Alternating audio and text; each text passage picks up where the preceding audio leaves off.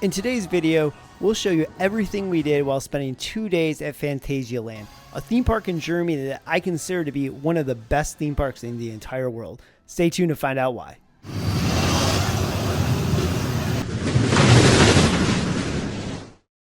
Let's start our tour of the park with the big rides, and at Rookburgh, the park's latest area. That gives Diagon Alley entrance vibes here and how you kind of work your way over into the area with Fly, the giant Vekoma flying coaster.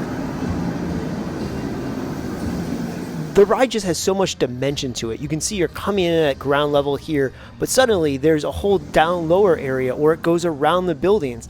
And this ride is just a really good ride as well. I'm not generally a big flying coaster fan, but the launches, the turns, it's smooth and it's really enjoyable.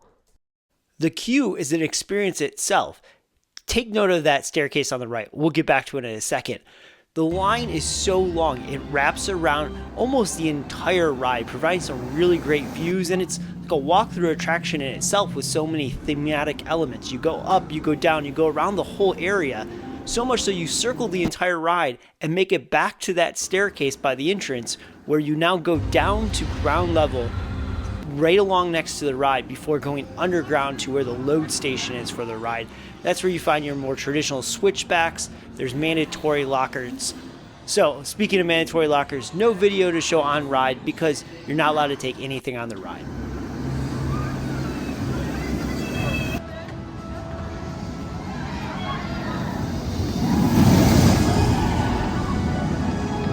Taron. Now this is probably the most hyped, talked about coaster out there that I have not been on yet, so super excited to check out this crazy ride. Last time I was here, they were just about to begin the construction of it, so totally new seeing it for me.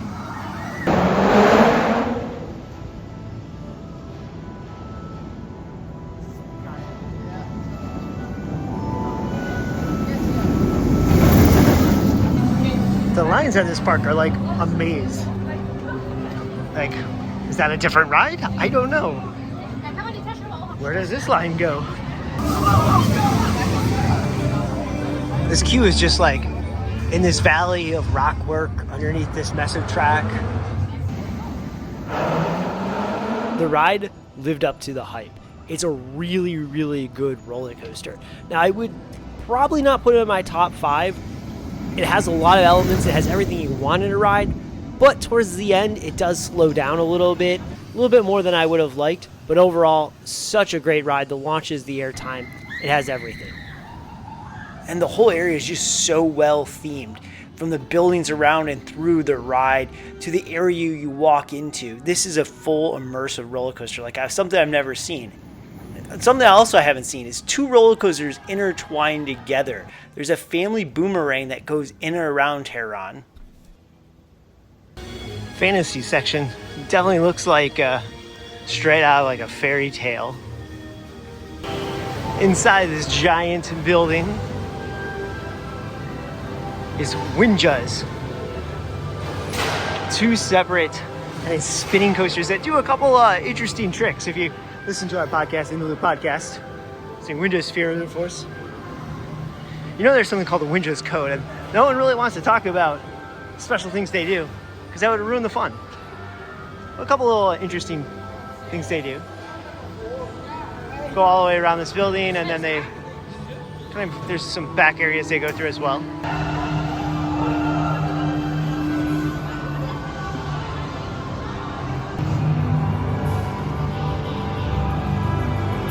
Quite the elaborate queue.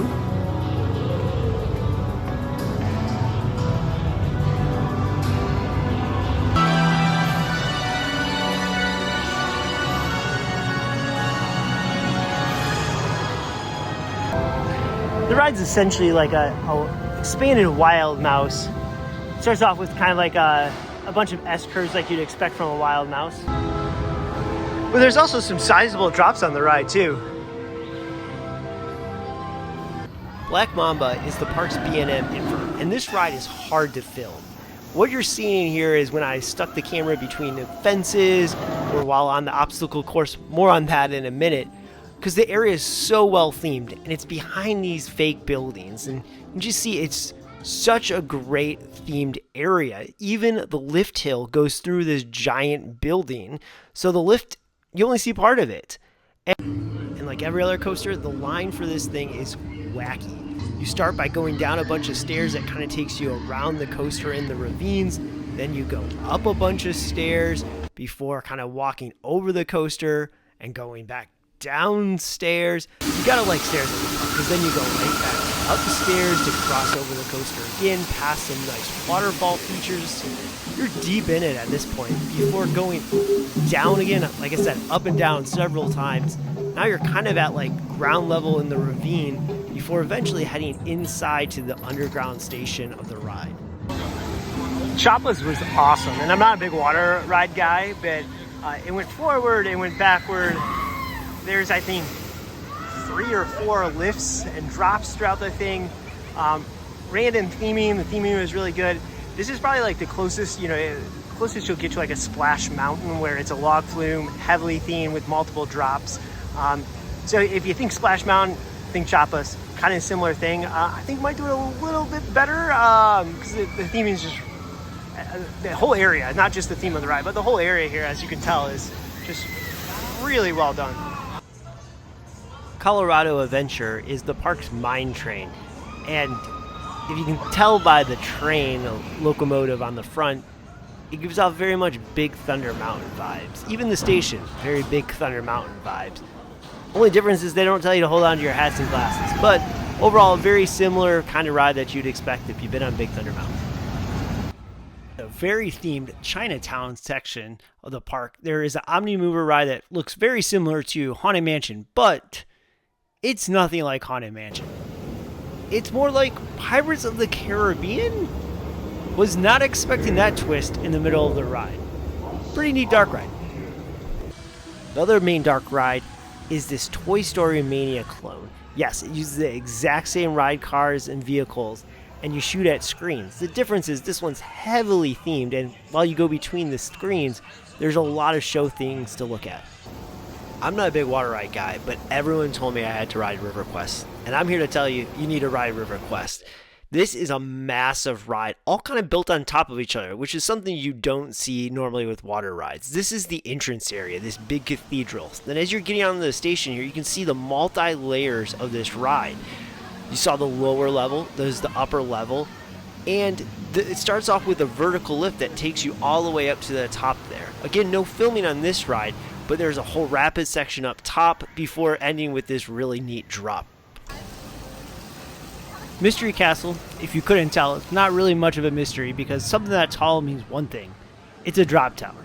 Can't film on the ride, so you get this outside view of it. There is the Africa Adventure Trail. I know nothing about this besides it might give me good views of Black Mamba, so let's head inside. Hello.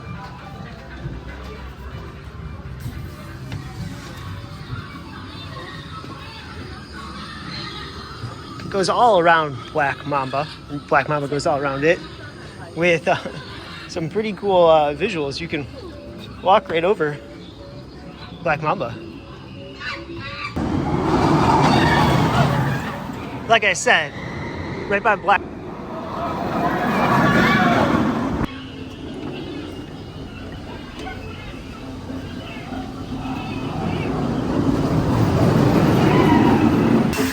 All right, quick poll. Will I regret this? Let's find out. I feel like I'm Indiana Jones right now.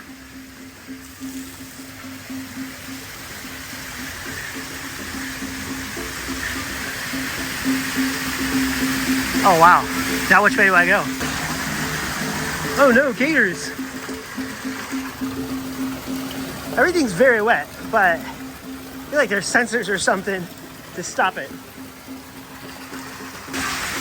All the while, this is right under the B&M.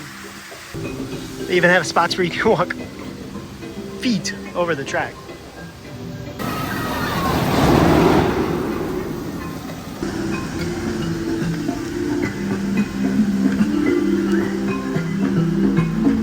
Oh, dead end. It just keeps going.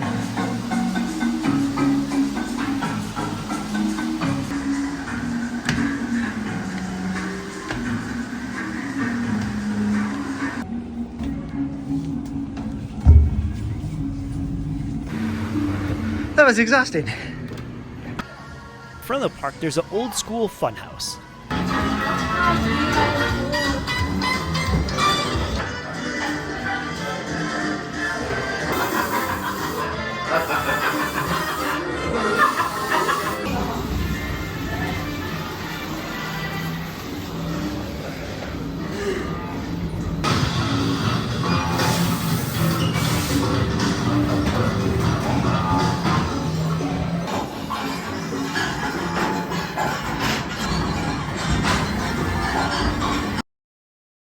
Park has a lot of great food options. Here's what we ate. Grabbed churros from the Mexico section because you can never say no to a good churro.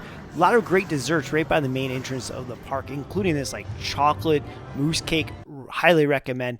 And then for lunch, we had lunch in the Africa section, and I got this really spicy chicken served with some naan bread that was excellent. The theming is just so well done, and it easily blends multiple areas together, such as this is the Mexico area. Very elaborately themed, with a lot of details in place. Literally on the other side of this wall is Berlin. What we just saw was behind that wall there. It effortlessly blends areas together, such as the River Quest. You have this, what looks like a, brown building there. Well, that is actually to hide the roller coaster from a completely different area of the park. So that way it doesn't look like the roller coaster is out of place in the River Quest section.